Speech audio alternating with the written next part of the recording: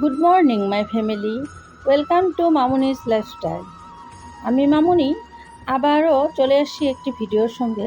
আশা করি ভিডিওটা তোমাদের ভালো লাগবে, কারণ আজকের ভিডিওটা আমি শুরু করেছি বৃহস্পতিবারের পুজোটা নিয়ে। আমি কিভাবে পুজো দিই, কারণ আজ বৃহস্পতিবার, তো ভাবলাম আমি কি করে পুজোটা দিই তোমাদের সঙ্গে শেয়ার করি। তো দেখো, সকাল সকাল সমস্ত কাজ কমপ্লিট করে স্নান দান করে ঠাকুর ঘরে চলে এসেছি। প্রায় 10:30 বাজে এখন। মেয়ে স্কুলে চলে গিয়েছে, হাজব্যান্ড দোকানে চলে গিয়েছে। ওরা বেরিয়ে গেলে তারপরে আমার কাজ। দোকান তো আজ বন্ধ, বৃহস্পতিবারে বন্ধ থাকে, তবু হাজব্যান্ডের কিছু একটা কাজ ছিল, তাই গেছে আর কি। তো সকাল সকাল আমার বাকি কাম কমপ্লিট। এবার ঠাকুরকে স্নান করিয়ে সিঁদুরের ফোঁটা দিয়ে নিয়েছি, টিপ যেটাকে বলে।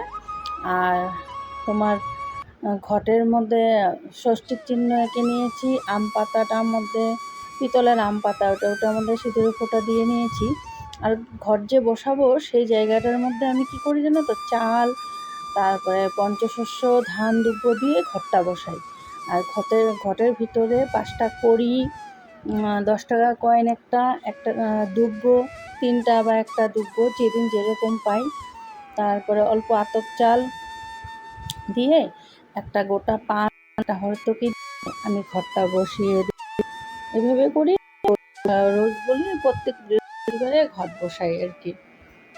আমি অনেক বছর থেকে এইভাবে করে বসাচ্ছি, আমার এটাই অভ্যাস হয়ে গেছে। আমি তো জোকার দিতে পারি না, আমার অসুবিধা হয়, তাই আমার শাশুড়ি মা জোকার দিয়ে দিচ্ছে। আমি ঘরটা বসিয়ে নিলাম। ঘট বসিয়ে তো অল্প ধুনো ধূপ দিতে হয়, তারপরে বাকি ঠাকুরদেরকে প্রসাদ দিয়ে দিব, ফুল দিয়ে দিব। সেগুলো আমি ঘট বসানোর পরেই করি, বাকি ঠাকুরদেরকেও দিই নেই। তো এখন এই যে একটা পান, সুপারি, তারপরে একটা কাঁচা টাকার কয়েন, একটা কড়ি, পদ্মবীজ একটা, নাভিশঙ্খ একটা, আর একটা দুব্বো, এটা দিয়ে আসনে দিই আমি। কাঁচা হলদিটা দেই, কাঁচা হলদি আজ নেই, তাই কাঁচা হলদি দিতে পারলাম না।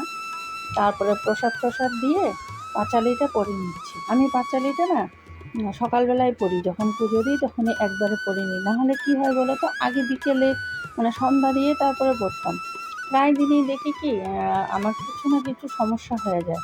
হয়তো সন্ধ্যাবেলা কোনো লোক চলে আসে, যেহেতু আমাদের এখানে বৃহস্পতিবারটা বন্ধ থাকে দোকানপাট, কেউ না কেউ বাড়িতে ঘুরতে চলে আসে, বা আমাদেরও কোথাও যাওয়া হয়, আসতে রাত্রি হয়ে যায়, তখন তো আর পাঁচালিটা পড়ার টাইম থাকে না। সন্ধ্যার টাইমে না হলে তো এটা আর পড়া যায় না, ভালো লাগে না পড়তে। তাই বললাম কি, মনে মনে ভাবছি আমি যে আমি সকালেই করে নিব, একবারে ঝামেলা শেষ, তখন আর রাত্রে টেনশন থাকে না। তো পুজোটা কমপ্লিট করে চলে আসছি রান্না করে। আজ বৃহস্পতিবারে নিরামিষ রান্না করেছিলাম ভোল সর্ষা বাটা দিয়ে ভোল চচ্চড়ি, আর ঢেঁকি শাক, আর হলো কী বলে ওটা, আলু দিয়ে ভাজি, আর হলো পনিরের তরকারি। আজ এরকম সিম্পল রান্নাই ছিল। তো পাঁপড় ভেজেছিলাম খাওয়ার টাইমে, এইটুকুই সিম্পল রান্না করেছিলাম। আর 2 দিন থেকে গরমটাও তো অনেকটা বেড়েছে, তো গরমের জন্য তো ঘেমে নিয়ে একাকার হয়ে যেতে হয় রান্না। মানুষে বলে গ্যাসের উনুনে নাকি তাপ লাগে না, খড়ি উনুনে রান্না করলে তাপ লাগে, কিন্তু না গো, আমি তো দেখি গ্যাসেও দারুণ তাপ লাগে। গ্যাসটা বন্ধ করে দিলে যেন ঘরটাই ঠান্ডা হয়ে যায়। আগুনটা দেখা যায় না ঠিকই, কিন্তু গ্যাসে ভালো তাপ। আর লাগে কোথায় গিয়ে, নাভির মধ্যে লাগে, পেটটা গরম হয়ে যায়, পেটের মধ্যে লাগে। গ্যাসেরও গরম আছে। অনেকে বলে যে গ্যাসের গরম নেই, গ্যাসে রান্না করা নাকি আরাম। হ্যাঁ, উনুনের তুলনায় আরাম, কারণ ওখানে তো কালি হয়, ঘর নোংরা হয়, সেটা হয়তো হয় না, কিন্তু আছে গরম, এটা তো আছে। আলু দিয়ে ঢেঁকি শাকটা ভেজে নিচ্ছি, ভাবছিলাম ঢেঁকি শাক সর্ষা দিয়ে চচ্চড়ি করব। আমাদের ঘরে কেউ খেতে চায় না গো, ঢেঁকি শাকটা ভাজলেই ওরা খায়, তাই আমার একার জন্য আর করলাম না।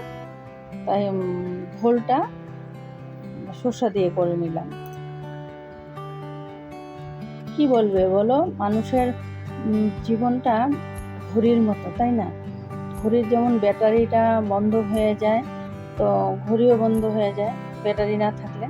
আমাদের জীবনটাও তাই, যতটা সময় শরীরে শক্তি আছে ততটুকু টাইম তুমি সমস্ত কাজ কমপ্লিট করতে পারবে। যখন তোমার শরীরে শক্তি না থাকবে না, তখন শুধু ডাল ভাতটুকু নিয়ে করা যায় না। কারণ আমি কদিন ভীষণ অসুস্থ ছিলাম, সেই তুলনায় বর্তমানে একটু ভালো আছি। আজ অনেক দৌড়াদৌড়ি করে কাজগুলো করে নিচ্ছি। এই কদিন আমার ডাল ভাত রান্না করতে না কান্না পেয়ে যেত, এত শরীর খারাপ হয়েছিল, মনে হয়েছিল যে ঘুমিয়ে থাকি আর কি। ব্যাটারি শেষ হয়ে গেছিলো। বর্তমান মেডিসিন খাওয়ার পর ব্যাটারিটা চার্জ হয়েছে। তাই বলি, মানুষের জীবনটাও ঘড়ির মতন, ব্যাটারি যতদিন আছে ততদিন তুমি আছো, ব্যাটারি নেই তো তুমিও নেই, এই অবস্থা।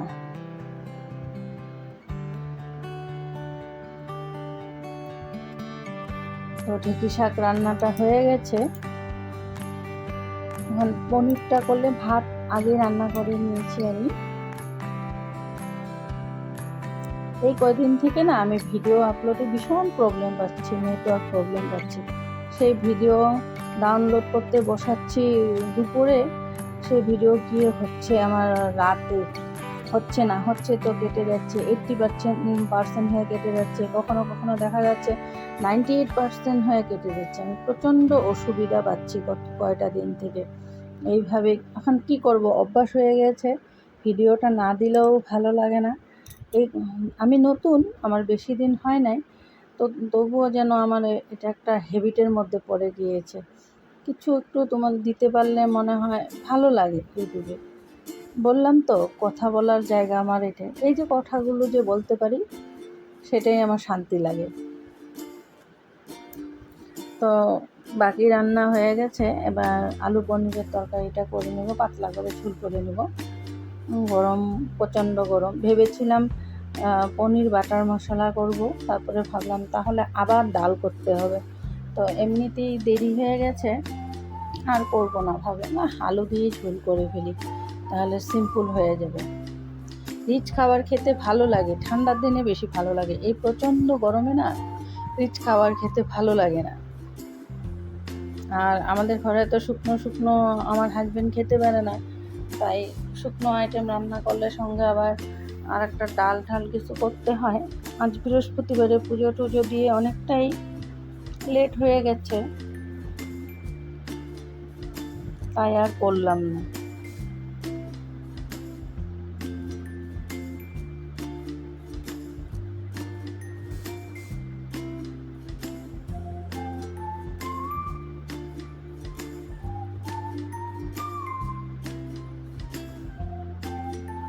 সিম্পল মশলা দিয়ে আলু পনিরের ঝোলটা বানিয়েছিলাম, যদিও খেতে কিন্তু দারুণ হয়েছিল।